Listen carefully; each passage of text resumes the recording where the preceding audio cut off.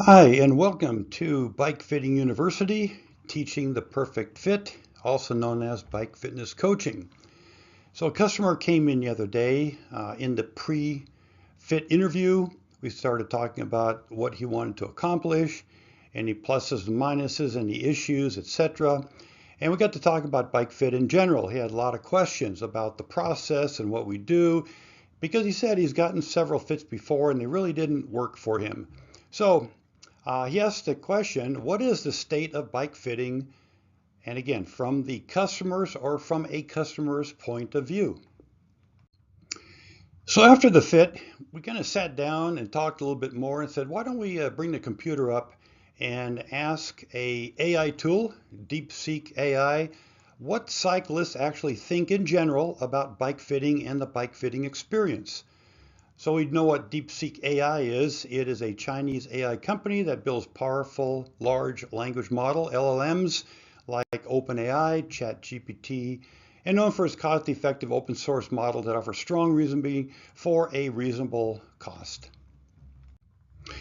So here is the answer that came back. In general, customer perceptions are that of A, frustration, especially from cyclists who've had a bad fit. And he said, yep, me. And B, some bike fitters really don't know what they're doing. Again, this is from the AI tool, stemming from a few key issues in the industry rather than a universal lack of skill. Here's a breakdown of the main reasons behind this perception. Number one, lack of standardization and certification. There is no universal license, although IBFI is trying to change this. There is varying quality of training. You have weekend courses like Retool, SISI, etc., to extensive biomechanics degrees from a four-year university. A fitter's depth of knowledge can vary widely, and that is really true. Different philosophies. Some fitters follow strict protocols, knee over pedal spindle. Others focus on dynamic motion capture, and some rely heavily on experience and feel. These conflicting approaches can confuse customers. Number two, it's a complex interdisciplinary skill. A truly great bike fitter needs knowledge in, again, this came from the AI tool, cycling biomechanics, how the body moves under load, anatomy and physiology. I would add kinesiology, which is the understanding of human movement, performance, and function. Bike mechanics, knowing how to adjust saddles, replacing crank arms, replacing stems, etc. Psychology and communication. This is one thing where the customer, and he came out with the same problem, is that there is always, or there is some lack of communication from the fitter asking the customer, how does this feel? What's your feedback? Does this feel better at this position or this position? So this is a big one that a lot of fitters miss, according to the AI tool. Missing experience in any area can lead to a subpar fit. Number three, the one-size-fits-all or recipe approach. Some fitters apply the same formulas or target angles to every rider, ignoring individual anatomy. Example, femur length, hip socket geometry, pelvic structure, and riding goals, comfort versus aero versus power, endurance riding or racing. A fit that works for a pro may be torture for a recreational riding. And what I used to see in years ago with Guru, the fitters used to just basically pull the numbers out of Guru, attach it to the Guru Fit machine, the DFU, and say, there's your fit, $300, please. Customers said oftentimes, hey, it doesn't feel right. It feels worse than the bicycle I brought in. So it's very important that you treat each individual with a custom fit. Number four, over-reliance on technology. And we just discussed this. Retool Guru, where you use the numbers that the tool gives you and stop at that point in time and complete the fit. Five is misaligned expectations, not a miracle cure. A bike fit optimizes position on the bike. It can't fix underlying strength imbalances, poor flexibility, or bike handling issues that require off-bike work, which is very true. A fitter should not diagnose nor treat.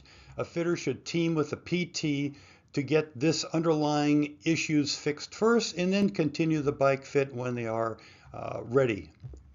The perfect fit myth. Fit is often a series of compromises. What feels perfect on day one may need tweaks after 500 miles as the body adapts. That is true also. What we've seen, you can't just do a test on crank arm lengths and yes or no, raise the saddle. Some just change the crank arm lengths and says, look, it doesn't work as good with the shorter. Well, you got to adjust the saddle. But when you adjust the saddle to maybe 3, 4, 5 centimeters, it takes the body sometimes a week, 2 weeks to adapt to that new position. Number 6 is the business model problem. Some shops offer free fits with bike purchase, which are often basic size adjustments, not comprehensive fittings. This can devalue the service and set unrealistic expectations for what a proper paid fit entails. Number 7, it's part science, part art. Even with great tools and knowledge, a portion of fitting is interpretive and iterative. A less experienced fitter might struggle with unusual cases or subtle problems that don't show up clearly on camera. In short, again, from the AI tool, the field is currently unregulated. The experience varies tremendously. There are many brilliant, experienced fitters who are worth their weight in gold, but there are also underqualified individuals giving the profession a bad name. The key is knowing how to tell them apart. So, how do I find a good bike? So DeepSeek came up with 5 things to look for. Find a good bike fitter. Ask for credentials and philosophy. Look for certifications plus a background in a related field. Physical therapy, kinesiology, prosthetics, etc. Ask them to explain their fitting philosophy. Seek personal recommendations, very important. Ask serious riders in your community, especially those with similar bodies or goals. A fitter renowned for working with masters athletes should not be the best for a new cyclist. Really true.